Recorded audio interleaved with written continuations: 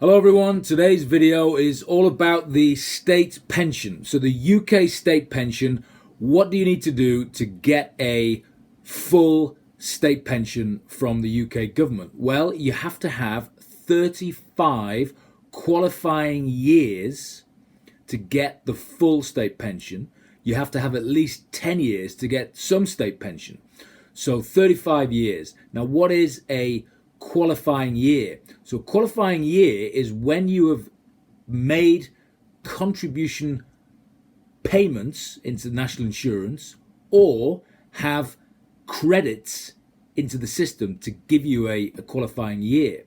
So in certain instances, you don't actually pay in any national insurance and you get a credit for state pension purposes nonetheless. Which is actually what a lot of company director shareholders do when they're looking at paying themselves the optimal remuneration strategy.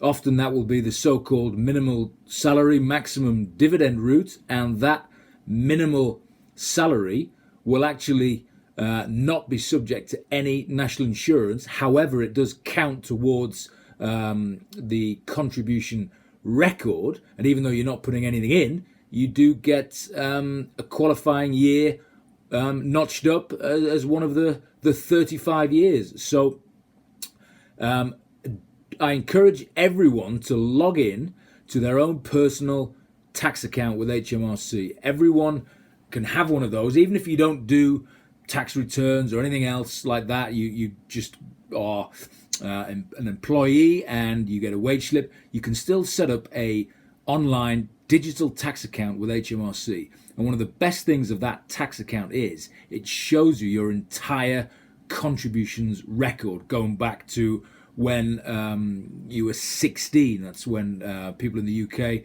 get their national insurance card, so you can see exactly how many years you have qualifying national insurance contributions or deemed contributions for the UK state pension. And crucially, it shows you the shortfall.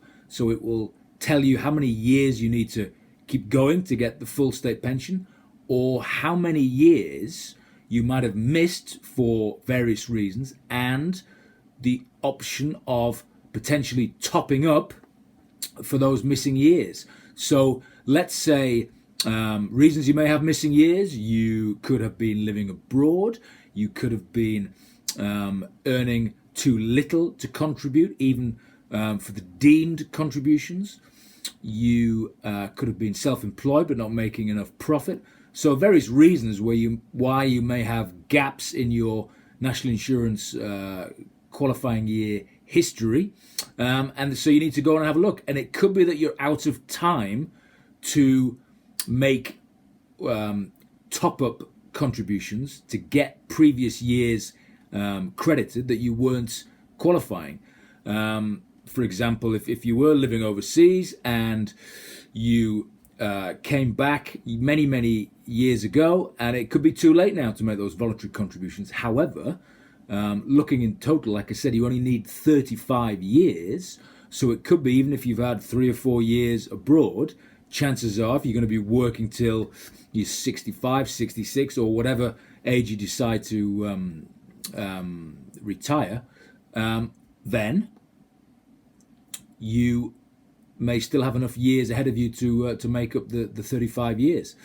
So do go on to HMRC's website, and if you're not already logged in for your personal tax account, I encourage you to do so, and then go and have a look at your contributions history. Now, the website is really good. It tells you exactly what your choices are. So if you do have the gaps in your contribution record, it will tell you how you can top them up, or it'll let you know if it's too late to top them up.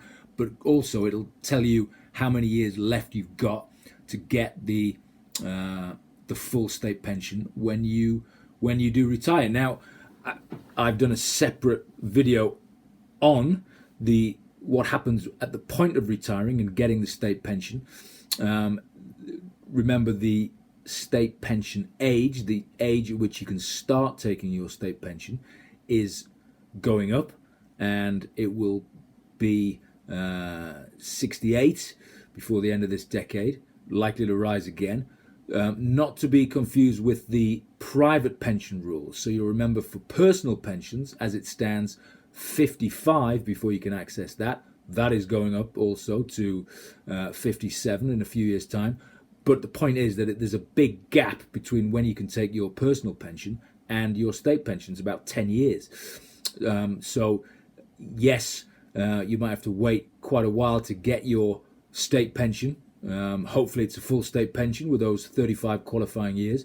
But if you've been putting into a private pension, then yes, you can access that many years before the state pension. So, personal digital tax account with HMRC, go in, log on, register, have a look at your contribution record.